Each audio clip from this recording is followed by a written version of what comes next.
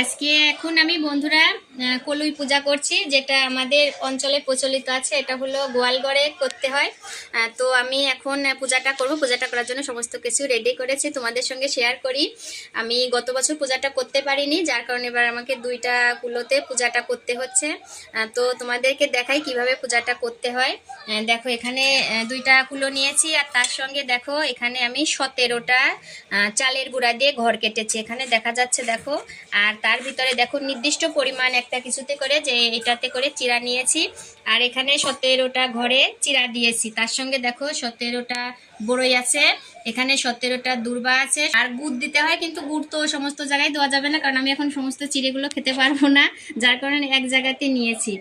আর এই পূজাটা করার পরে বন্ধুরা আজকে আমি আর ভাত খেতে পারবো না। আমি এখন পর্যন্ত উপোস আছি, পুজোটা করব, তারপরে চিড়ে খাবো। আর এইগুলো দিয়ে খেতে হয়।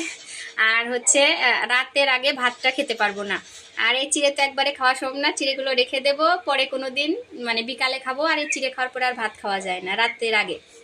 তো এখন দেখো এগুলো এখান থেকে রেডি করে এখন গোয়াল ঘরে নিয়ে গিয়ে পূজাটা করব। তো তোমাদের এদিকে পূজাটা আছে নাকি একটু কমেন্ট করে বলো। আর সবাই ভালো থেকো, সুস্থ থেকো। টাটা।